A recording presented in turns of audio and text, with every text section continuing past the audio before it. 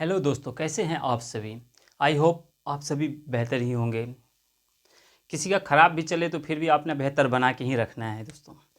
देखिए, जैसे हम लोग जानते हैं कि बीपीएससी के पेपर जीएस पेपर फर्स्ट में जो है बहुत सारे कंटेंट है उसके अंदर। उसमें एक जो हम लोग का आता है जिसको हम लोग कहते हैं पेंटिंग वाला एरिया। ठीक है, आर्ट एंड कल्चर में एक पेंटिंग वाला जो आता है उसमें एक इंपॉर्टेंट टॉपिक हम लोग का बनता है जिसको हम लोग कहते हैं पटना कलम। तो आज हम लोग कुछ ऐसे पॉइंट बनाएंगे जिससे हम लोग ये चीज़ें देख लेंगे बहुत शॉर्ट वे में, और बहुत अच्छे ढंग से हम इनको पकड़ लेंगे कि किस तरह के क्वेश्चंस पूछे जाते हैं और उसको हम बनाएंगे कैसे, और उसके अंदर क्या क्या कंटेंट आता है, किस तरह से हम इसको बनाएंगे। तो इसको बहुत अच्छे ढंग से आज हम लोग को समझना है और सिंपली वे में समझाऊंगा। इसमें कोई ऐसा डिफिकल्टी नहीं है कि जो हम इसको बहुत ज़्यादा रटने की ज़रूरत होगा या कुछ हमको इसको मतलब एकुमुलेट करने में जो ज़्यादा प्रॉब्लम क्रिएट होगा, ऐसा कुछ नहीं है इसके अंदर। आप एकदम बहुत सिंपली वे में इसको लेंगे। और एक देखिए, यहाँ पर दो चीज़ आप ध्यान दीजिए। एक होता है लिंक, दूसरा होता है कंटिन्यूटी। देखिए, ये दोनों चीज़ें बनाकर आपको रखना पड़ेगा, चाहे वो जीएस हो या ऑप्शनल हो, कोई भी पेपर हो। अब ये दो चीज़ें बहुत ही ज़्यादा इंपॉर्टेंट होता है, एक दूसरे के साथ लिंक करना, और दूसरा होता है कि एक दूसरे के साथ कंटिन्यूटी बना के रखना। ये दोनों बहुत ही इंपॉर्टेंट होता है। इसी चीज़ों का आपको यहाँ पर ध्यान रखना है कि अगर हम पटना कलम पढ़ रहे हैं तो इसका इमर्जिंग कहाँ से हुआ, इसके अंदर कौन कौन से ऐसे कंटेंट आते हैं, और जो है मतलब इसका जो सीक्वेंस कैसे चलता है, ये सभी चीज़ें हम लोग इसके अंदर देखेंगे।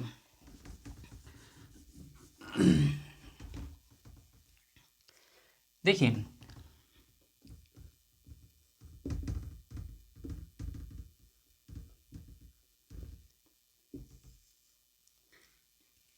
इसमें देखिए पहला हम कुछ ऐसे पॉइंट बना लेंगे जो आपके मतलब उसको आप समराइज कर सकते हैं, एक छोटा सा पॉइंट जो कि हमेशा आपके दिमाग में रहेगा ये बातें।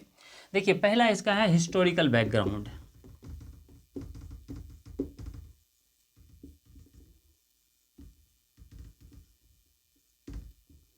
देखिए, इस बैकग्राउंड के अंदर हमको कुछ कंटेंट देख लेना है जो हम बताएंगे अभी। देखिए, सेकेंड पॉइंट, ये सिर्फ आपको समराइज करने के लिए, इसको आप दिमाग में रख लेंगे, इसको एक पेज के रूप में, जैसे मतलब इसमें कुछ ऐसे पॉइंट हम लिख देंगे जिससे आप एक दूसरे से लिंक करके तो आसानी से क्वेश्चन बना सकते हैं। देखिए, उसके बाद आता है इसका कंपोजिशन। कंपोजिशन, देखिए इस कंपोजिशन के अंदर हम क्या देख लेंगे। जैसे देखिए, इसमें होगा पर्शियन, दूसरा होता है मुगल, तीसरा आता है ब्रिटिश। ये सारे स्टाइल जो है ये एक दूसरे के साथ हम लोग को जोड़कर पढ़ने हैं। देखिए, थर्ड पॉइंट जो आता है इसमें हम रख लेंगे पेंटर को। देखिए, इसमें मेल को, उसके बाद फीमेल पेंटर को, इन दोनों को हम लोग इसके अंदर देख लेंगे। बहुत सारे नाम हैं जो हम इसको बाद में पढ़ेंगे अभी। देखिए, उसके बाद हम इसमें देख लेते हैं इंस्ट्रूमेंट, इसमें क्या क्या चीज़ें यूज़ हुआ था।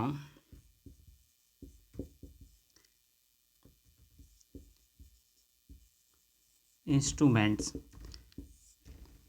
उसके बाद फिफ्थ देख लेंगे, इसका हम लोग देखेंगे कि ये जो सबसे ज़्यादा इसका इंपॉर्टेंट वो है इसका फीचर, इनकी विशेषता क्या है। ये पटना कलम है, इनकी क्या विशेषता है, इनका क्या फीचर है, इनको देख लेंगे हम लोग। फीचर्स, देखिए सिक्स में इसका देख लेंगे डिक्लाइन। ये आपको सिक्स पॉइंट जो है आपको माइंड में सेट करके रखने हैं कि इसमें क्या क्या चीज़ें हम यूज़ करेंगे। ठीक है, इस सिक्स पॉइंट को हम लोग दिमाग में रखेंगे और यहीं से हम एक दूसरे के साथ चीज़ों को जोड़ते हुए बनाएंगे कि एक दूसरे के लिंक और कंटिन्यूटी जोड़ते हुए हम लोग इसको बनाने की कोशिश करेंगे अभी।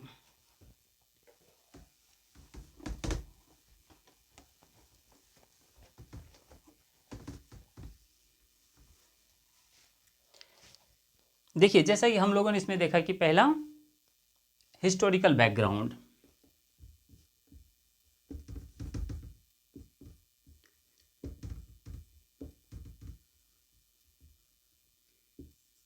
चीज़ें ध्यान दीजिए इसमें से।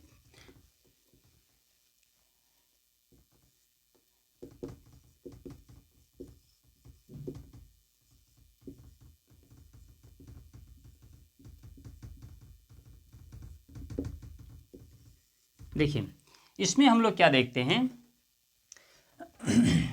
कि जैसे हम लोग यहाँ पर ये देखेंगे, जैसे इसका इतिहास के रूप में इसका बैकग्राउंड क्या है, हिस्टोरिकल बैकग्राउंड। देखिए जैसे हम लोग यहाँ पर देखते हैं, जैसे अकबर को, इसको बाबर को भी जब मुगल एम्पायर बाबर आते हैं तो बाबर को भी ज़्यादा समय नहीं मिलता है इस चीज़ों के। उसके बाद हुमायूं को भी देखते हैं, हुमायूं को भी उतना वक्त नहीं मिलता, उनका मोस्टली टाइम जो है वो युद्ध में ही चला जाता है, वॉर में ही उनका टाइम चला जाता है। उसके बाद आता है अकबर का टाइम। अकबर में एक पीटी में भी क्वेश्चन इस बार 66 में पूछा गया है कि वो जो है मतलब कि एक प्रिंटिंग के बारे में, कि मतलब इसमें पेंटिंग का जो है एक म्यूजियम सबसे पहले इस्टेब्लिश किसने किया था। तो बहुत सारे बच्चों ने वो जहांगीर मारा है, बहुत सारे जो जानकार बच्चे थे उन्होंने अकबर मारा है। तो हम लोग यहाँ पर क्या देखेंगे, अकबर। ध्यान दिए, अकबर ने सबसे पहले क्या किया, यहाँ पर कुछ बिहार के पेंटर थे, उसको बुलाकर इन्होंने एक अपनी पेंटिंग का कार्य इन्होंने स्टार्ट किया था। तो बिहार के कुछ पेंटर आएंगे, हम लोग आगे इसके बाद जोड़ेंगे यहाँ पर। तो बिहार के जो पेंटर को लेकर ये आए थे, वहाँ पे उसके साथ इन्होंने क्या किया, पेंटिंग की शुरुआत किया था। उसके बाद हम लोग जहांगीर का समय देखते हैं। देखिए जहांगीर का जब हम समय देखते हैं तो जहांगीर के समय हम देखते हैं कि जो प्रिंटिंग था, यानी जो पेंटिंग था, तो ये पेंटिंग जो था इसको जो है क्लाइमेक्स पॉइंट पर चढ़ गया था।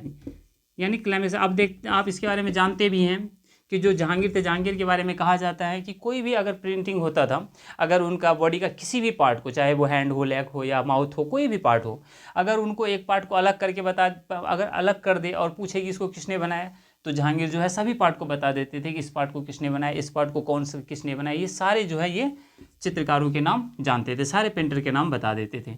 इसीलिए उस समय जो पेंटिंग एक क्लाइमेक्स पॉइंट पर चढ़ गया था। उसके बाद जब हम देखते उसके बाद हम लोग देखते हैं औरंगजेब। देखिए जब औरंगजेब का समय आता है, जैसे हम लोग जब मुगल काल पढ़ते हैं, यानी मुगल एरा जब पढ़ते हैं, तो उसमें हम लोग देखते हैं कि मुगल काल में औरंगजेब को जैसे कि अकबर ने जो चीज़ों को बनाने का काम किया, औरंगजेब ने उसे मिटाने का काम किया, जो एक इतिहास में कहा जाता है। हालांकि हम लोग जब इसके क्वेश्चंस बनाते हैं तो हम इसका पूरा का पूरा जो है डिक्लाइन का श्रेय इसको हम नहीं देते हैं औरंगजेब को, लेकिन इन्होंने बहुत कुछ काम ऐसे किए जो कि मतलब मुगल साम्राज्य के जो डिक्लाइन था उसको इन्होंने और ज़्यादा इंक्रीज कर दिया। उसी दौरान ये क्या कर देते हैं, ये भी जो है पेंटिंग को उतना ज़्यादा इंटरेस्ट नहीं लेते हैं ये। तो जितना पेंटिंग को इंटरेस्ट नहीं लेते हैं, तो जितना पेंटर थे उन सबको क्या कर देते हैं, ये अपने दरबार से भगा देते हैं। देखिए जब ये अपने दरबार से, जब मान ली कि जो पेंटिंग का काम ही नहीं रहेगा, पहले जितने भी पेंटर होते थे वो लोग क्या करते थे, जितने राजा महाराजा हुआ करते थे सबके दरबार में रहते थे, इसके दरबारी पेंटिंग जिसको हम रॉयल पेंटिंग कहते हैं, कोर्ट पेंटिंग कहते हैं, इन सब के जो होते थे, इन सब को ये लोग बनाते थे, तो इनका जो है रोजगार चलता था। लेकिन जब औरंगजेब ने क्या किया, इनको पेंटिंग में इंटरेस्ट ही नहीं था। जब इसको पेंटिंग में इंटरेस्ट नहीं था तो पेंटर रहकर करते क्या, सारे पेंटर यहाँ से निकल जाते हैं। चीज़ें ध्यान दीजिए, यहाँ पर क्या होता है कि पेंटर अलग अलग एरियाओं में चले जाते हैं। जैसे हम देखते हैं नॉर्थ इंडिया। देखिए जब नॉर्थ इंडिया में देखते हैं तो नॉर्थ इंडिया में मोस्टली ये लोग कहाँ चले जाते हैं, उत्तराखंड। उत्तराखंड में चले जाते हैं, कहाँ पर, मंडी है, चमोली है, इन सब एरियाओं में जाकर बस जाते हैं। उसके बाद हम लोग दूसरा देखते हैं, ये होता है वेस्टर्न इंडिया, यानी वेस्ट इंडिया, यानी वेस्टर्न में चला जाता है, मोस्टली आता है उदयपुर, राजस्थान। यहाँ पर इधर वाला देखते हैं जो चला जाते हैं कहाँ पर, बंगाल। ध्यान दीजिए, तो नॉर्थ इंडिया में हम लोगों ने देखा कि उत्तराखंड में चले जाते हैं, वहाँ पर मंडी हो गया, चमोली हो गया, इन सब एरियाओं में जाकर वो फलने फूलने लगते हैं। उसके बाद वेस्ट इंडिया की बात देखते हैं, यहाँ पर कहाँ चला जाता है, मोस्टली उदयपुर चले जाते हैं। उसके बाद देखते हैं बंगाल। बंगाल में कहाँ जाता है, ये मुर्शिदाबाद।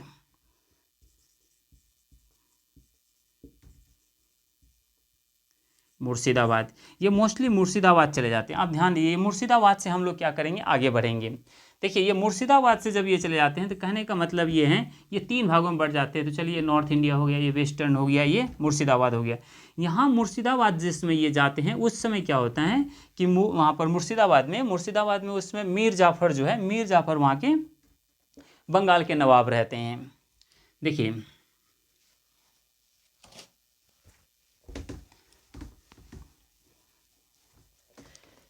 जब ये बंगाल चले जाते हैं, ध्यान दीजिए यहाँ पर, जब बंगाल में मुर्शिदाबाद जाते हैं, देखिए ये सब हिस्टोरिकल बैकग्राउंड है। ये मुर्शिदाबाद जाते हैं, यहाँ से आ जाते हैं पटना। देखिए पटना में आप लोग जानते हैं ये जो है दीवान मोहल्ला हो गया, मच्छर हट्टा हो गया, इन सब में आकर ये लोग जहाँ बस जाते हैं, जो कि पटना हो गया, राजेंद्र नगर हो गया, इन सब चीज़ों में ये ज़्यादा बस जाते हैं। ध्यान देखिए वहाँ पर क्या होता है कि जो मच्छर हट्टा हो गया,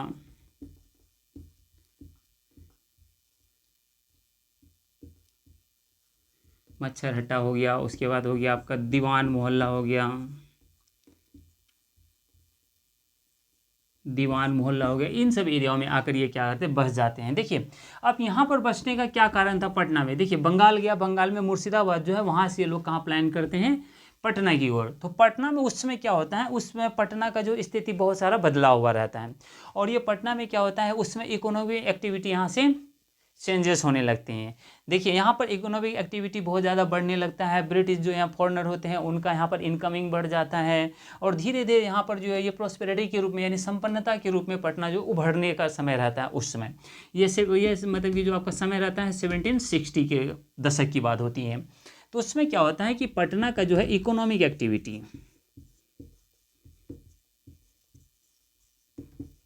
देखिए ये इकोनॉमिक एक्टिविटी ये ज़्यादा बढ़ने लगता है, यानी एक्टिविटी वो इंक्रीज कर जाता है। सेकेंड देखिए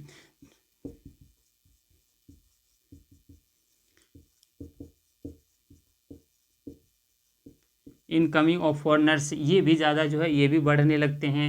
यानी कहने का मतलब है कि पटना की उस समय जो है आबो हवा वो बढ़ने लगता है, मतलब ज़्यादा बदलाव में रहता है और ज़्यादा वो संपन्नता की ओर रहते हैं। जैसे क्योंकि वहाँ पर हम लोग देखते हैं सोरा का व्यापार होता है, और उसके बाद देखते हैं कि कपड़े का व्यापार होता है, ढेर सारी ऐसी चीज़ों का व्यापार, पटना उसका हब बना रहता है। तो धीरे धीरे जो यहाँ मुर्शिदाबाद थे वो लोग कहाँ आकर पटना में बस गए। जब पटना में आता है, आप चीज़ें यहाँ पर ध्यान दीजिए, जैसे वो पटना में आते हैं यहाँ पर क्या होता है कि उनकी एक्टिविटी धीरे धीरे क्या होता है, एक ब्रिटिश के रूप में, यानी ब्रिटिश जो स्टाइल हम लोग पढ़ते हैं ये क्या था, ब्रिटिश। देखिए ब्रिटिश के संपर्क में आ जाते हैं, ब्रिटिश ईस्ट इंडिया कंपनी जिसको कहते हैं, इसके संपर्क में जैसे आते हैं इनका स्टाइल में क्या आता है, थोड़ा सा बदलाव आता है। जो ये लोग पेंटिंग का काम करते हैं, तो ये पेंटिंग का काम करते हैं, उसमें धीरे धीरे थोड़ा सा बदलाव आता है, और ये लोग क्या करते हैं, ब्रिटिश के अकॉर्डिंग, यानी ब्रिटिश के अकॉर्डिंग चीज़ों को बनाना शुरू कर देते हैं। यानी ब्रिटिश जिस चीज़ों को पसंद करते हैं उसके हिसाब से ये अपना पेंटिंग बनाना शुरू कर देते हैं। चीज़ें देखिए उसके हिसाब से ये पेंटिंग बनाते जा रहे हैं, लेकिन धीरे धीरे क्या होता है, इनके पेंटिंग जो है एक उनसे हटकर एक मार्केट की ओर आने लगता है, जिसको हम कहते हैं कॉमर्शियली पेंटिंग। देखिए जब ये ब्रिटिश था तो ब्रिटिश के समय क्या होता है, वो ये लोग ज़्यादा कोट पैंट पहना करते थे। उस कोट पैंट में यहाँ पर आप देखे होंगे एक जो मतलब कि यहाँ जो पैकेट के पास ये लोग क्या करते थे, मोस्टली वो जो स्टाइल वाली चीज़ लगाया करते हैं, उन लोग का एक फैशन था जो वो चीज़ बना कर, तो उसमें क्या होता था, ये मोस्टली ये लोग जो बनाते थे तो उसमें जो हाथी दांत होता है, आइवरी जिसको कहते हैं इंग्लिश में, उनके ये जो है स्क्वायर शेप में, राउंड शेप में, इस तरह का डिज़ाइन बना कर ये मार्केट में मतलब वो पेंटिंग को लाने लगा, जो कि ब्रिटिश ज़्यादा इसको पसंद करते थे। लेकिन ये स्टाइल को बनाने के साथ साथ यहाँ पर क्या होता है कि ये सिंपल में मार्केटिंग चीज़ों को फॉलो करने लगता है। चीज़ें देखिए कॉमर्शियल बन जाता है ये, इन्हीं को हम लोग कॉमर्शियली को क्या कहते हैं, फिरका या मार्केटिंग पेंटिंग। तो आपने क्या देखा है कि जब यहाँ ब्रिटिश जब ये पटना आ जाते हैं तो पटना में क्या होता है, ये तो एरिया है जहाँ पर वो बस जाते हैं, उसके बाद यहाँ पर इकोनॉमिक एक्टिविटी, इनकम मतलब फॉरेनर का इनकम ये सभी बढ़ जाता है। जब इन सब का बढ़ जाता है तो यहाँ पर क्या होता है, ब्रिटिश के जब संपर्क में आ जाते हैं, इसके कॉन्टेक्ट में जब आ जाते हैं पेंटर, तो वो धीरे धीरे क्या करते हैं, इनके हिसाब से पेंटिंग तो बनाते ही हैं, साथ साथ क्या होता है कि वो कॉमर्शियली चीज़ों को अपना लेते हैं। कहने का मतलब है ये मार्केट की चीज़ों को अपनाने लगता है। यानी अब ये क्या हो गया, चीज़ें समझिए, जब मार्केट की चीज़ों को अपनाने लगा, मार्केट के वैल्यू को पकड़ने लगा, तो उसको कहते हैं फिरका या मार्केटिंग पेंटिंग कहते हैं हम। तो मार्केटिंग पे अब चीज़ें ध्यान दिए यहाँ पर,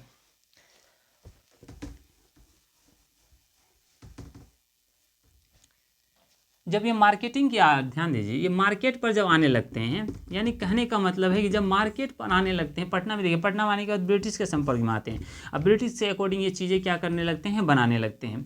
जब ये मार्केट की चीज़ों को अपनाते हैं तो ध्यान दीजिए, इसमें क्या होता है कि जो रॉयल्टी होते हैं, यानी जो राज दरबार की जो चीज़ें हुआ करते थे इनसे ये क्या हो गए, फ्री हो गए, यानी इन चीज़ों को उन्होंने फॉलो नहीं किया। देखिए उसके बाद क्या देखते हैं यहाँ पर चीज़ें ध्यान दीजिए, रॉयल्टी चीज़ों को ये अपनाने नहीं लगा। उसके बाद वो लोग क्या कर देते थे, कोर्ट, यानी जो मुग़ल जो शासक होते थे यानी मुग़ल एम्पायर जो होते थे उनके दरबार में जो है कोर्ट के हिसाब, यानी उनका जो दरबार लगता था उसमें क्या क्या एक्टिविटी होता है उस एक्टिविटी के हिसाब से पेंटर पेंटिंग करते थे। इन चीज़ों को भी इन्होंने क्या किया, छोड़ दिया। उसके बाद क्या होता था, उन लोग का जो फाइट सीन, मतलब वो लोग अक्सर जो है हंटिंग सीन होता था, इन चीज़ों को भी इन लोगों ने छोड़ दिया। चीज़ें समझिए, ये मेन चीज़ें हैं। तब से वो लोग उन्होंने क्या किया, मार्केट को जब अपनाया तो ये तीन चीज़ों को छोड़ दिया। अब यहाँ से वो क्या करने लगा, चीज़ों को ध्यान दीजिए। मार्केट में क्या होता था, मार्केट में ये लोग जैसे बार्बर हो गया, इन चीज़ों को फॉलो किया। जो फिशरमैन होते थे यानी फिश सेलर होते थे उनको उन्होंने फॉलो किया। उसके बाद धीरे धीरे यहाँ पर देखते हैं कारपेंटर जो होता था, कारपेंटर को उनको इन्होंने जो है उनकी चीज़ों को ये अपनाने लगा, उनको बनाने लगा, उनको दिखाने लगा, टांगा वाले को दिखाने लगा। ठीक है, टांगा वाले का फिगर मतलब कि जो चित्र बनाने लगे। उसके बाद आपने देखा होगा कि ये जो है बहुत सारे ऐसे पेंटिंग जो है इन लोगों ने बनाना शुरू किया। वहाँ से आपने देखा होगा कि इसकी जो है जो मुग़ल एम्पायर के थे उनकी इन चीज़ों को इन लोगों ने छोड़ दिया, यानी कॉमर्शियली चीज़ों को इन्होंने क्या किया, अपनाने लगा। फ्री होकर मार्केट में चीज़ों को बेचने लगा, पेंटिंग को फ्री होकर मार्केट में बेचने लगा और क्या करने लगा, मार्केटिंग चीज़ों को अपना लिया। तो यहाँ पर हमने क्या देखा कि ब्रिटिश के हिसाब से बना भी रहा था चीज़ें, लेकिन धीरे धीरे इन लोगों ने क्या किया, मार्केटिंग की चीज़ों को अपना लिया। यहाँ से हमने क्या देखा कि एक तो जो अकबर थे, अकबर बहुत पहले से इन चीज़ों को बढ़ावा दे रहे थे। पटना के पेंटर पहले से ही वो थोड़ा फल फूल रहे थे।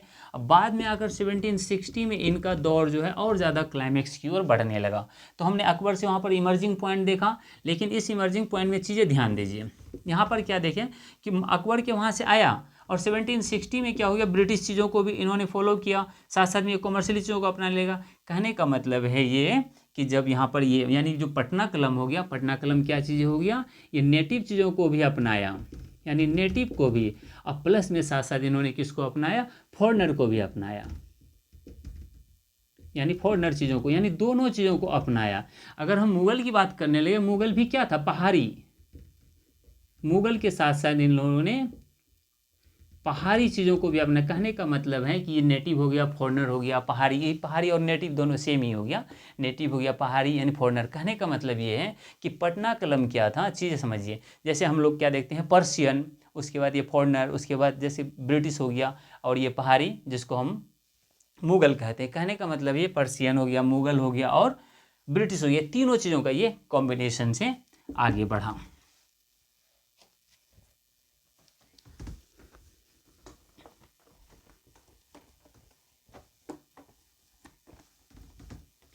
देखिए जैसे हम लोग यहाँ पर क्या देखें अभी कि हम लोगों ने इसका थोड़ा सा हिस्टोरिकल बैकग्राउंड देखा।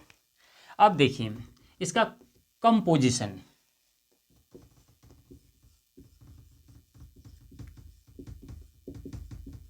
देखिए ये कंपोजिशन को ध्यान से समझिए आप। अभी हम लोगों ने क्या देखा, एक हिस्टोरिकल बैकग्राउंड देखा, ये कहाँ से इमर्ज हुआ। तो हम लोगों ने देखा कि 1760 का समय था जब ये आकर मतलब डेवलप करते हैं, और वहाँ से अकबर जो है इन चीज़ों को पहले से ही बढ़ावा देता है, और पटना जो है पहले से इन चीज़ों के प्रति अपना कंसर्न है वो पेंटिंग के क्षेत्र में। देखिए पहला देखते हैं पर्शियन।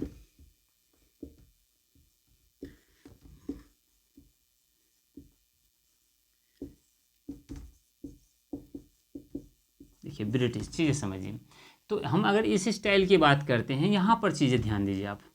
जब हम मुग़ल की बात करते हैं तो मुग़ल में क्या होता है कि मुग़ल के बहुत सारी चीज़ों को इन्होंने अपनाया। पहला देखते हैं स्टाइल, स्टाइल। दूसरा देखिए इसको कहते हैं वोकेबलरी। देखिए इन चीज़ों को भी, तो कहने का मतलब है जब स्टाइल की बात हम करते हैं, मुग़ल स्टाइल की,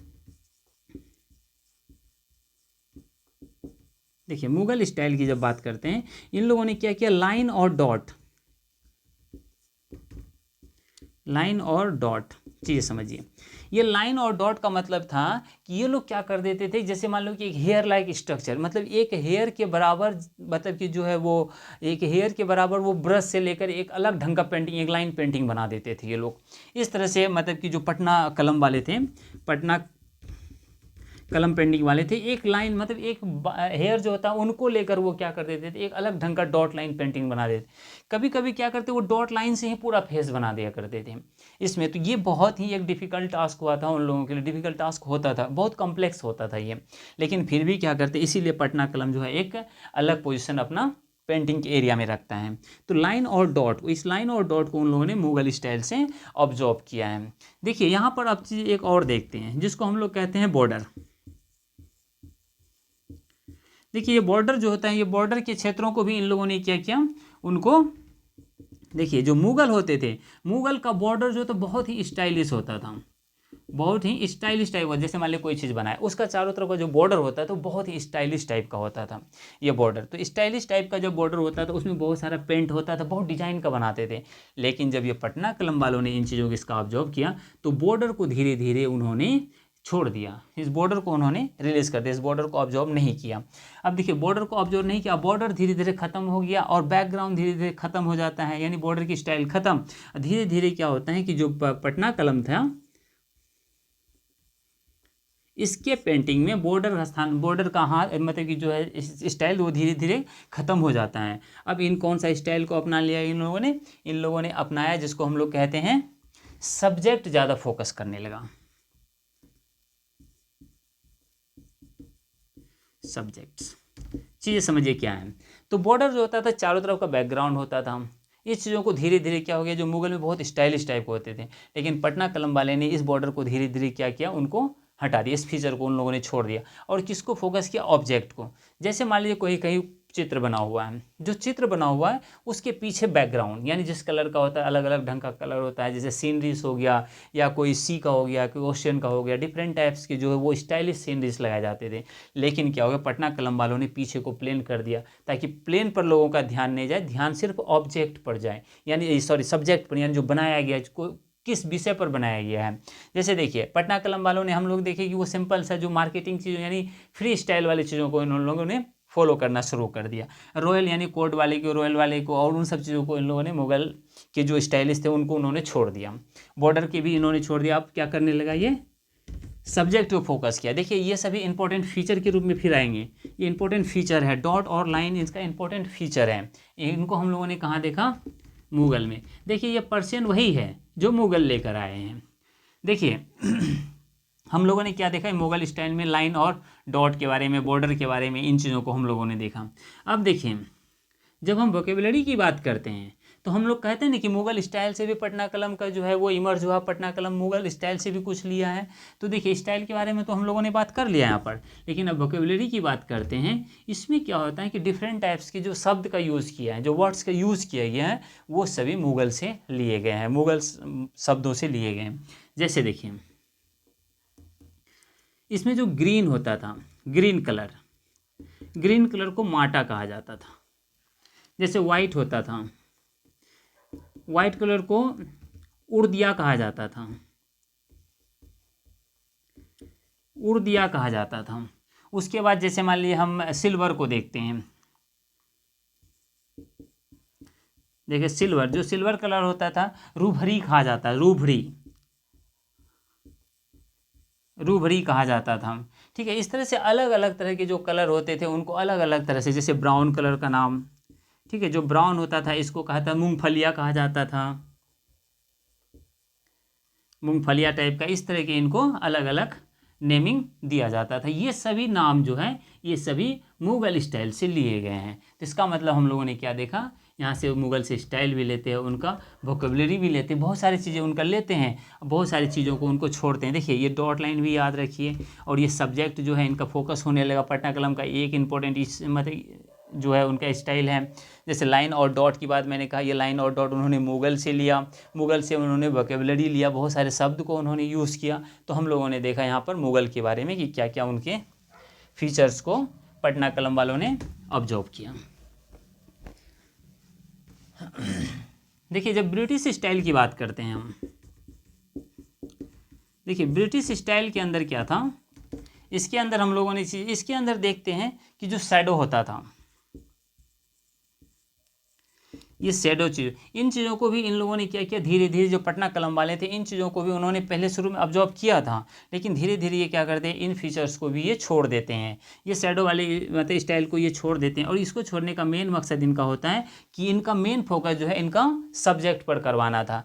तो हम ब्रिटिश स्टाइल से भी धीरे, हाँ देखिए चीज़ें यहाँ पर क्या है, ब्रिटिश के लिए भी चीज़ें बना रहे हैं ये पटना कलम वाले, ब्रिटिश वालों के लिए, क्योंकि उनको पता है जो ब्रिटिश एम्पायर थे या जो ब्रिटिश एम्पायर थे उसके बाद जो है ब्रिटिश जो फॉरेनर आते थे उन सब का जो स्टाइल होता था उसके हिसाब से ये लोग चलते थे।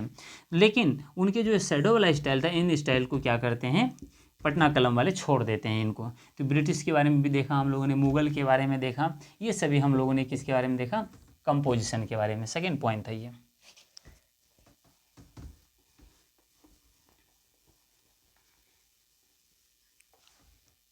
थर्ड पॉइंट को हम लोग देखते हैं, इसमें हम लोग देखते हैं पेंटर।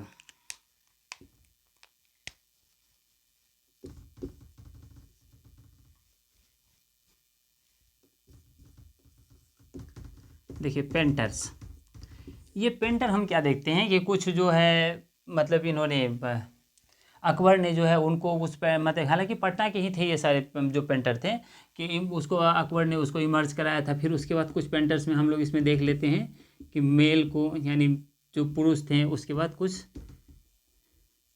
फीमेल पेंटर्स के बारे में हम लोग यहाँ देख लेते हैं। जैसे यहाँ हम देखिए इसमें देखते हैं जैसे हुलास लाल हो गया, शिवलाल हो गया, शिवालाल हो गया, टुन्नी लाल हो गया, ये सभी। लास्ट में ईश्वरी प्रसाद वर्मा को भी हम लोग देखते हैं।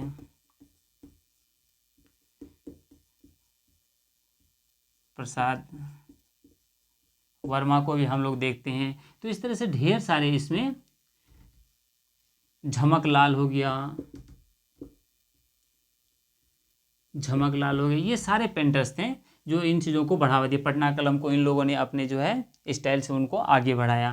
फीमेल में हम देखते हैं तो सोना बीवी, उसके बाद दच्छो बीवी, ये दोनों जो है, ये दो फीमेल जो पेंटर्स थे ये बहुत ज़्यादा इसमें इंपॉर्टेंट रोल प्ले किए थे। तो इस तरह से हम लोगों ने कुछ पेंटर के बारे में देखा। लास्ट में हम इनके बारे में देखते हैं, ये भी बहुत ज़्यादा इंपॉर्टेंट थे। इन लोगों ने भी मिलकर जो पटना कलम थे इस पेंटर को मतलब इस पेंटिंग को स्टाइल को बहुत ज़्यादा आगे बढ़ाया।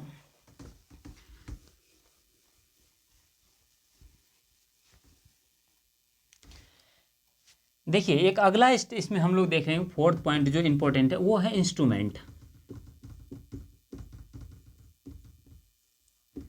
देखिए इंस्ट्रूमेंट के अंदर हम क्या देखते हैं कि पटना कलम वाले कौन कौन से चीज़ों का यूज़ करते थे, कौन कौन से जो है वो इंस्ट्रूमेंट होते थे जिसको बनाने में वो लोग यूज़ करते थे। देखिए पहला हम लोग देखते हैं वो लोग क्या करते थे, पहले पेपर देख लेते हैं। देखिए ये क्या होता था, पेपर इंस्ट्रूमेंट में मोस्टली ये लोग चीज़ें क्या कर देते थे, नेचुरल चीज़ों को अपनाते थे, नेचुरलिस्टिक चीज़ों को वो ज़्यादा फॉलो करते थे। जैसे हम पेपर की बात कर लेते हैं तो पेपर ये मोस्टली क्या करते थे, जैसे बम्बू हो गया इनका यूज़ करते थे। और मोस्टली पेपर जो यूज़ करते थे वो कहाँ से यूज़ करते थे, वो नेपाली जो पेपर होते थे, यानी नेपाल से जो इम्पोर्टेड पेपर होते थे उनका ये लोग यूज़ करते थे मोस्टली।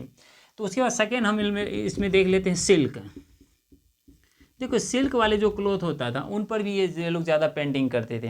देखिए बम्बू वाले जो होता था उनके पेपर ये लोग खुद ही बनाते थे। कुछ पेपर ऐसा होता था जो वो नेपाल से मंगाते थे, ये सब इम्पोर्टेड होता था। उसके बाद सिल्क की बात करते हैं, ये सिल्क वाले क्लॉथ पर भी ये लोग क्या करते थे, बहुत ज़्यादा मतलब उसका पेंट करते हैं। इसमें क्या होता है, जो नीला होता कहते हैं ब्लू बिट्रोल, इनका यूज़ करके इनको जो है रब बनाया जाता था। फिर कार्नेलियर पेपर से इनको साफ करके जो है एक ऐसा बनाता जिस पर कलर चढ़ सके, यानी कलर कौन सा, जो वाटर कलर होता था वो उसको आसानी से उसके ऊपर चढ़ जाता था, मतलब उनको थोड़ा रूखरा टाइप का बनाया जाता था। इस तरह से हम लोग सिल्क को भी देखते हैं कि सिल्क को भी ये लोग इंस्ट्रूमेंट के रूप में यूज़ करते थे। देखिए उसके बाद हम इसको मीका, देखिए ये मीका का एक पतला शीट लिया था, थीन शीट यूज़ करते थे ये लोग। थिन शीट्स जो है ये यूज़ करते थे। उनको क्या कर देते थे, उनको भी ये लोग क्या करते थे, कार्नेलियन के जो पेपर होते थे उनसे उसको रगड़ रगड़ के रूखरा टाइप का बनाते थे, रफ टाइप का बनाते थे, ताकि उस पर जो कलर चढ़ाया जाए, जो शाइनिंग कलर होता है, ब्राइट कलर जो होते थे, ये सभी उन पर आसानी से पकड़ सके और आसानी से वो ज़्यादा चमकदार सके, ब्राइट कलर बन सके। तो इसके लिए मीका का भी यूज़ करते थे। देखिए फोर्थ में देखते हैं ब्रूश जो ये लोग यूज़ करते थे। देखिए ये ब्रूश जो होते हैं ये मोस्टली ये लोग क्या कर देते थे, उनको बनाते थे। जैसे देखिए स्क्वायरल के जो टेल होते थे गिलहरी का, उनको यूज़ करते थे। उसके बाद हॉर्स का टेल होते थे, उनका यूज़ करते थे। इन सब चीज़ों से ये, उसके बाद आपका ये जो है बर्ड्स हो गया, ठीक है, ये बर्ड्स के जो फर होते थे उनका यूज़ करते थे। जैसे देखिए ये बर्ड्स के फर के रूप में यूज़ क्या करता था, जैसे मोस्टली ये इस टाइप का होता है, इसमें ये वाला पार्ट जो होता था ना, ये वाला पार्ट जो फर, तो ये वाले मतलब कि जो पार्ट होता था ये होलो टाइप का होता था। ये लोग क्या कर देते थे, इसको निकाल कर इनके साइड में से वो हेयर जो होते थे इस टाइप के पतले पतले चीज़ उसके अंदर डाल देते थे। ये बहुत पतला नोक टाइप का बन जाता था। जो बर्ड्स के फीदर होते हैं, जो पंखा होता है तो पंख होता है, उस पंख के बीच वाला पोर्शन से उसमें डालकर बना दिया जाता था। यानी कहने का मतलब ये लोग जो है वो उसमें भी नेचुरल चीज़ें अपनाया। जैसे गिलहरी का पूँछ हो गया, हॉर्स का पूँछ हो गया, उन सब से ये घना जो है ब्रश बनाते थे और आसानी से उनको फिर गर्म पानी करते थे, गर्म पानी में उनको फिर गर्म करके फिर उसको जो है एक अच्छे ढंग से उसको मॉडिफाई करके एक ब्रश बनाते थे। बर्ड्स ये सभी चीज़ें वो ब्रश के रूप में यूज़ करते थे। देखिए अगर फिफ्थ पॉइंट की बात करते हैं तो फिफ्थ में हम लोग देखते हैं कलर।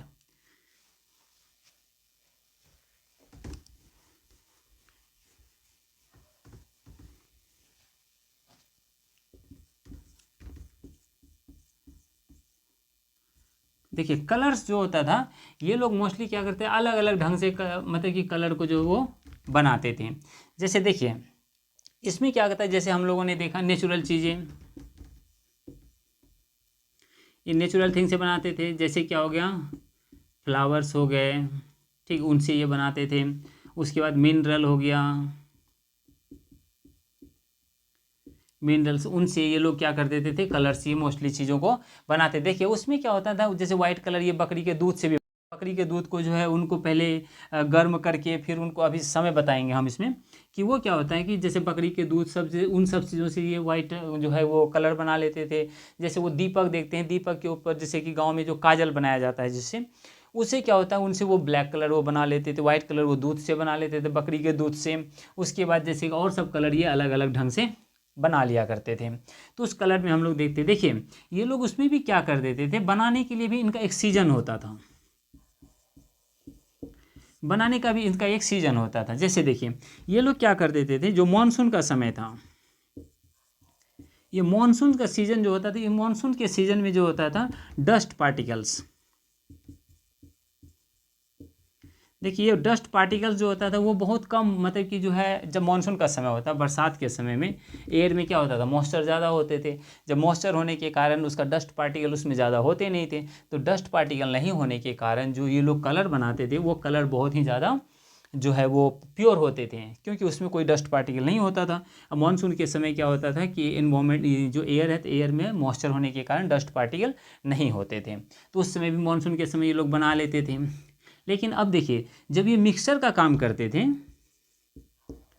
यानी मिक्सिंग का, कलर का जब मिक्सिंग का काम करते थे, वो मोस्टली जो है वो मॉर्निंग के समय क्या करते थे, मॉर्निंग टाइम में, मॉर्निंग पीरियड में करते थे ये, ठीक है।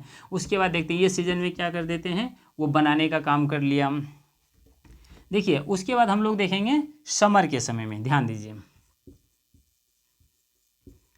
तो ये समर में क्या कर देते थे वो लोग, जैसे मान लिए कि उनको कलर्स को जो है वो प्रिजर्व करके भी रखना पड़ता था, मतलब जमा करके रखना पड़ता था। तो ये लोग क्या कर देते थे कि समर के समय जो बकरी का दूध होता था उसे क्या करते थे, गर्म करके उनको जो है एक, जो अभी मैंने बताया वाइट का जो सिल्क का पेपर होता, सिल्क जो साड़ी होते थे वाइट कलर का, उस सब चीज़ों पर क्या कर देते थे, वो कलर छिड़क देते थे और उसको धूप में सुखा देते थे। धूप में सुखाने के बाद उसका जो वाइट कलर जो होता था, जो रेसिड्यू बचता था, जो उनका जो अपशिष्ट पदार्थ बचता था, उनको क्या कर देते, वो आराम से बनाकर फिर उनको पैकिंग करके सब उनको प्रिजर्व करके रख देते थे समर के समय। इसमें उसको प्रिजर्व करके रखा करते थे। और ये क्या करते, जब उसका एप्लीकेशन, ध्यान दीजिए,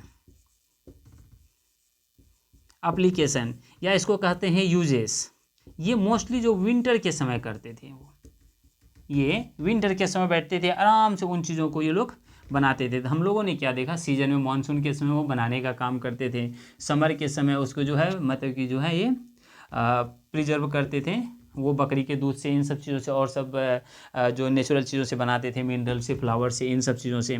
उसका यूज़ जब करते थे, वो यूज़ कहाँ करते थे, विंटर के समय करते थे। और ये मिक्सिंग का समय जो है वो मॉर्निंग के समय, मॉर्निंग पीरियड में वो करते थे। तो कलर्स के बारे में हम लोगों ने ये देखा।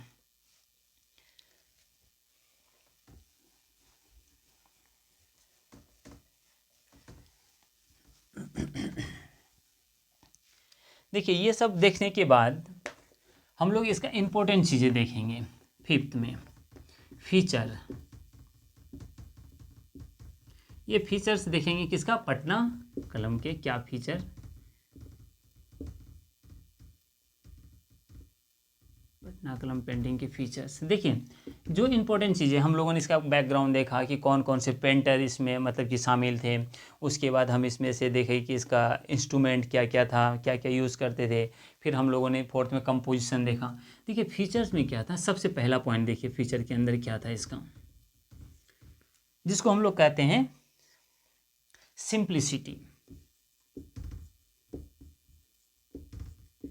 देखिए, चीज़ें समझिए, मैंने शुरू में क्या कहा था, लिंक और कंटिन्यूटी हम जोड़ते हैं। यहाँ पर हम क्या देखें कि जो सिंप्लिसिटी, जैसे हम लोग देखें कि 1760 में जब ब्रिटिश सरकार मतलब ये लोग मुर्शिदाबाद से जब पटना आ जाते हैं, यानी जब पटना में इन लोग का आगमन होता है, ठीक है, जब पटना में इनका आगमन होता है तो यहाँ पर आकर वो क्या करते हैं, ब्रिटिश चीज़ों को, ध्यान दीजिए, तो ब्रिटिश चीज़ों के साथ साथ इन लोगों ने कॉमर्शियली अपनाया। इन्हीं को हम लोग क्या कहते हैं, मार्केटिंग और फिरका भी कहते हैं। चीज़ें देखिए, टर्म पर याद दीजिएगा, वो जो है ना एग्जाम में जब हम इन चीज़ों को यूज़ करते हैं तो वो मेरा आंसर राइटिंग जो होता है वो कुछ बेहतर बन जाता है। फिरका या मार्केट स्टाइल, इस तरह से हम इनको देखते हैं। यहाँ पर क्या होता है, जब हम कॉमर्शियली चीज़ों को अपनाया तो इन्होंने देखा कि किस चीज़ों को ज़्यादा लोग पसंद करते हैं। देखिए, जैसे आपने देखा होगा कि इनके जो पेंटिंग होते थे उसमें वो टांगा का पेंटिंग ज़्यादा बनाते थे। टांगा जो फेमस पेंटिंग है, टांगा ये बनाया। उसके बाद जो उसके हॉर्स कार्ट जिसको कहते हैं वो टांगा, घोड़ागाड़ी। उसके बाद दूसरा इसमें जो है ये जो है देखा होगा कि जो गांव में जो लोहा वहा गर्म किया जाता है भट्टी बनाकर, उस भट्टी में जो है ऐसे लोहा तपाया जाता है, इधर से घुमाया जाता है, फिर इस तरह की जो है वो ओवन टाइप का, उनको इन लोगों ने बनाया ज़्यादा, ठीक है। उसके बाद जो है ग्रामीण क्षेत्रों में जिन चीज़ों को देखा, यानी ग्रामीण चीज़ों, ये इनका इंपॉर्टेंट फीचर है क्योंकि ये ग्रामीण चीज़ों पर ज़्यादा फोकस करते हैं। जैसे आप वहाँ पर देखेंगे कि फिश सेलर है, ठीक है, उस फिश सेलर को ज़्यादा इन लोगों ने उसको बनाया। उसके जो बूचर होते हैं उनको बनाया, उनके मतलब कि चित्रों को बनाया उन लोगों ने। उसके बाद जो कारपेंटर होते थे उनके चित्रों को अपनाया। तो कहने का मतलब है ये किस चीज़ों को, एक तो सबसे पहले देखते हैं ये सब चीज़ों में सिंप्लिसिटी को फॉलो कर रहे हैं। यानी वो उन्होंने कहा था, जैसे रॉयल्टी की बात ध्यान दीजिए, जब ये मुगल एम्पायर की बात था तो वहाँ पर रॉयल्टी जो था,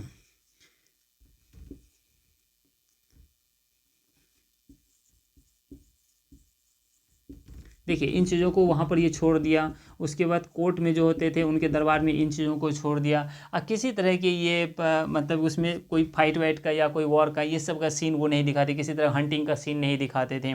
वो क्या करते थे, एक नेचुरल चीज़ों को अपनाते थे। और हमारे ग्रामीण क्षेत्रों में जो एक्टिविटी हो रही है, ग्रामीण क्षेत्रों में जो क्रियाकलाप होते हैं, इन सब चीज़ों को उन्होंने क्या किया, फॉलो किया। ये तो इनके फीचर को हमेशा याद रखिएगा। पहला है सिंप्लिसिटी।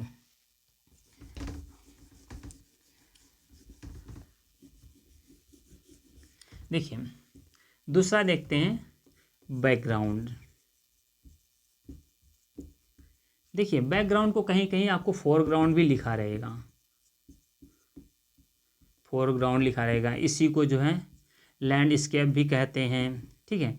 ये सभी चीज़ें इसके लिए यूज़ होता है। तो ये चीज़ें क्या था, अभी मैंने तुरंत आपको बताया है कि जो बैकग्राउंड इन लोग का होता था, ये लोग क्या कर देते थे, जैसे बॉर्डर हो गया, बैकग्राउंड जो पीछे वाला बॉर्डर, जो किनारे वाला, तो ये लोग क्या कर देते थे, इस बैकग्राउंड वाले फीचर को इन लोगों ने छोड़ दिया। जो मुगल एम्पायर का जो एक स्टाइलिश था, स्टाइल था, उनको इन लोगों ने छोड़ दिया।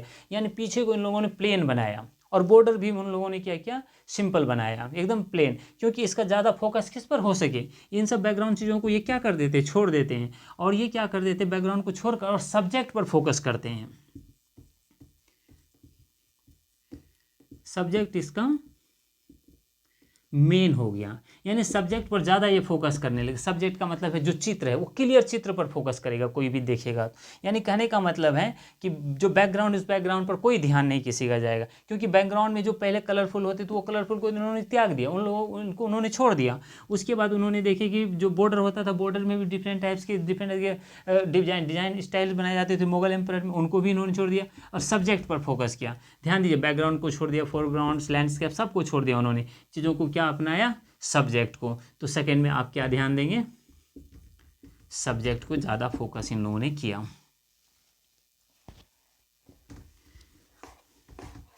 देखिए थर्ड की बात करते हैं, सी पॉइंट में। इसमें देखिए बॉडी स्ट्रक्चर या बॉडी स्टाइल। देखिए जो बॉडी स्टाइल की बात करते हैं, इसमें क्या होता था, जो किसी आदमी का जो फिगर बनाते थे, जो चित्र बनाते थे, वो गॉन टाइप का होता था। ये गॉन्ड फेस का आप देखे होंगे, एकदम चिपटा हुआ टाइप का, मतलब चिपटा हुआ गॉन टाइप का जो फेस बनाया जाता था, चिपटा। उसके बाद मुस्टैक जो होता था उसका, ये मुस्टैक जो होते थे, ये मुस्टैक यानी मूछें जो होती थी वो बिग टाइप का होता, बड़ा टाइप का मूछें होता था, एकदम धारदार। उसके बाद जिसका नोज जो होता था वो पॉइंटेड नोज होता था, पॉइंटेड। जैसे देखा होगा आपने कि पगड़ी वाले आदमी है, उसका नाक जो है बहुत बड़ा हुआ निकला हुआ है, पॉइंटेड टाइप का, उसका मूछें जो है वो टाइप का। उसके बाद फेस जो है वो चिपटा टाइप का फेस। ये सभी क्या है, इसका बॉडी स्टाइल है। इस टाइप की चीज़ों को ये अपनाया कि जो गाँव की चीज़ों को देखा, यानी गाँव की चीज़ों को जो इन लोगों ने ऑब्जर्व किया, उन चीज़ों को ज़्यादा से ज़्यादा इन लोगों ने यहाँ पर देखा है। ये उसके बॉडी स्टाइल थे। तो क्या देखा आपने, पहला सिंप्लिसिटी, दूसरा सब्जेक्ट को देखा, यानी बैकग्राउंड को ये ख़त्म कर देते हैं। उसके बाद बॉडी स्टाइल को आपने देखा। देखिए उसके बाद हम लोग इसमें क्या देखते हैं, डी में जो मेन चीज़ें हैं उसमें जैसे टूल्स, यानी यही टूल को हम लोगों ने पीछे पढ़ा, इंस्ट्रूमेंट्स, चीज़ें समझिए।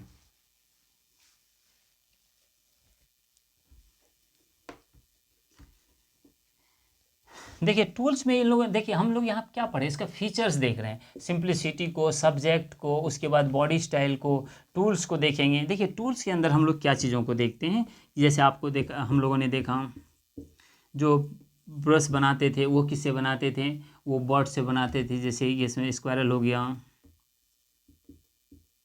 स्क्वायरल के वो फर से, मतलब कि जो टेल से बनाते थे, ठीक है। उसके बाद हॉर्स हो गया, हॉर्स के टेल से बनाते थे। उसके बाद बर्ड्स के जो है फर होते थे उनसे बनाते थे, इन सब चीज़ों से बनाते थे। वो पंखे उंखे की चीज़ों को निकाल कर फिर हेयर से बनाते थे, पतले पतले। उसके ब्रश के रूप में जैसे मान लीजिए डॉट को भी अपनाया, यानी डॉट को भी लिया। उसके बाद लाइंस को, इन सब चीज़ों, यानी लाइन मतलब है जो मैंने अभी बताया कि वो हेयर लाइक एक बाल से भी ये लोग अच्छे ढंग से पेंट कर देते थे। डॉट बना बना कर किसी फेस को ये पूरी तरह से इस तरह से डॉट बना बना, सोचिए कितना इसमें कॉम्प्लेक्स, मतलब कि कॉम्प्लेक्स वर्क होगा इनके लिए वो। फिर भी उन लोगों ने इसको क्या किया, फॉलो किया। देखिए उसके बाद इसमें हम लोगों ने देखा कि जो है, मतलब कि जो ब्रश अपनाते थे, फिर कलर के बारे में हम लोगों ने बात किया, ठीक है। ये कलर्स भी जो होते थे, ये कलर भी अलग अलग ढंग से बनाते थे। उसका सीजन भी हम लोगों ने देखा कि क्या कब बनाते थे, किन चीज़ों से बनाते थे। तो अगला देखा हम लोगों ने टूल्स और इंस्ट्रूमेंट। तो ये चार चीज़ें, सिंप्लिसिटी, सब्जेक्ट्स, बॉडी स्टाइल और टूल्स और इंस्ट्रूमेंट, ये सारे इनकी क्या है, फीचर्स हैं। इनको आप जितना डिटेल में लिख सकते हैं।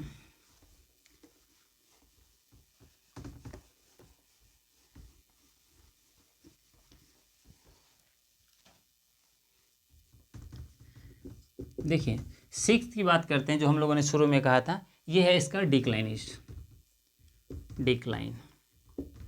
देखिए जब डिक्लाइन कर जाते हैं, कहने का मतलब इनका पतन कैसे हो। अब देखिए इतना अच्छा स्टाइल में बढ़ रहे थे, इतना जो है पेंटर उसमें सपोर्ट कर रहे थे, इस तरह की जो रूरल बैकग्राउंड की चीज़ों को इन लोगों ने अपनाया।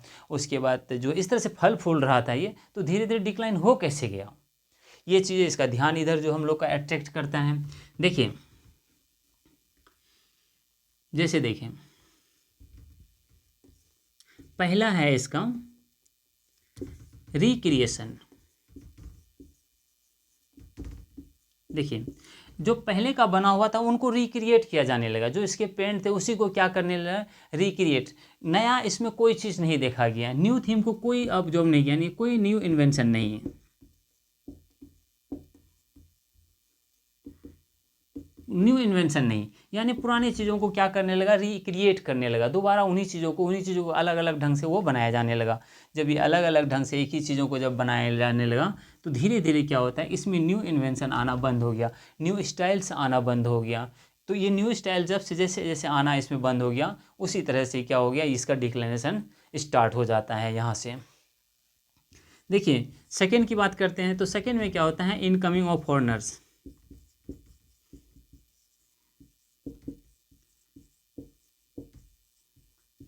इनकमिंग ऑफ फॉरेनर्स, ये क्या हो जाते हैं, रिड्यूस हो जाते हैं, घट जाते हैं।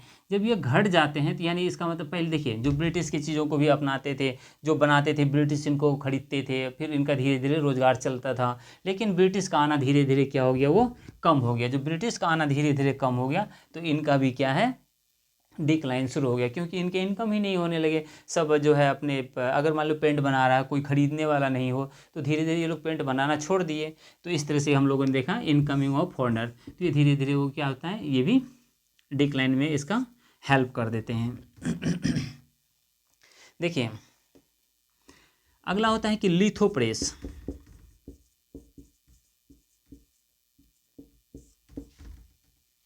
देखिए नेक्स्ट है लिथोप्रेस। ये लिथोप्रेस जैसे हम लोग जानते हैं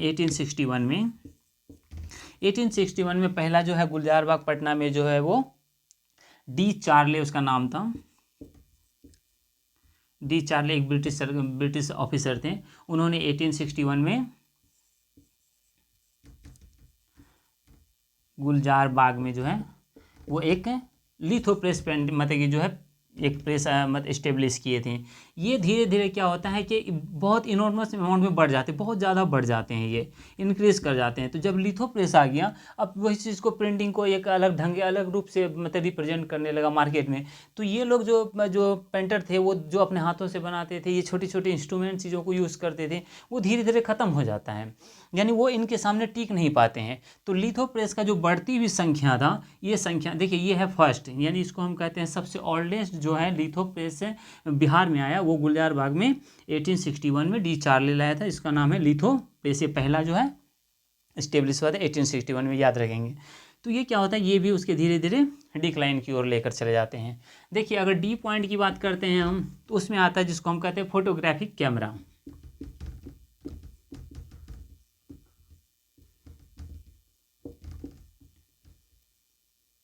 देखिए ये कैमरा जैसे, अब मान लिया धीरे धीरे क्या हो गया कि कैमरे का इन्वेंट, ये बहुत ज़्यादा स्टाइलिश टाइप के कैमरे आने लगे। फोटोग्राफी उन्हीं चित्रों को एक कैमरे में कैद किया जाने लगा, जिस चीज़ों को ये जो पेंटर बनाते थे बहुत मेहनत करके बनाते थे। लेकिन धीरे धीरे क्या होगा, फोटोग्राफिक कैमरा आ गया, वो सब एक नए स्टाइल में फ़ोटो जो है वो शूट करने लगे, और एक बड़े बड़े चित्र के रूप में प्रिंट लिथोप्रेस में उनको बनाया जाने लगा। तो धीरे धीरे क्या होता है, वही चीज़ों को जो ये बना रहे हैं, ये डायरेक्ट क्या होता है, नेचुरल चीज़ों को वहाँ पर चित्र के रूप में ऑब्जर्व करके बना दिया जा रहा है। अब यहाँ पर ये लोग कितना बेचारे लोग हाथ से बनाएंगे। तो धीरे धीरे क्या होता है, ये सारे टर्म एंड कंडीशन जैसे जैसे अप्लाई होते गए, वैसे धीरे धीरे पटना कलम का डिक्लाइन शुरू हो जाता है। तो हम लोगों ने इसमें देखा कि 3-4 पॉइंट ऐसे हैं जो उसको डिक्लाइन की ओर लेकर जाते हैं।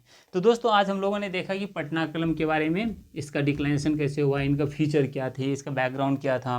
तो जिस तरह से हमने इस चीज़ों को बताया, आप सिर्फ एक दूसरे से लिंक जोड़ेंगे कि कहाँ से स्टार्ट हुआ और क्या क्या चीज़ें इसके अंदर हैं, इन चीज़ों को हम लोग ध्यान से देखेंगे। तो ये वीडियो आपको कैसा लगा, ये आप कमेंट बॉक्स में ज़रूर लिखेंगे।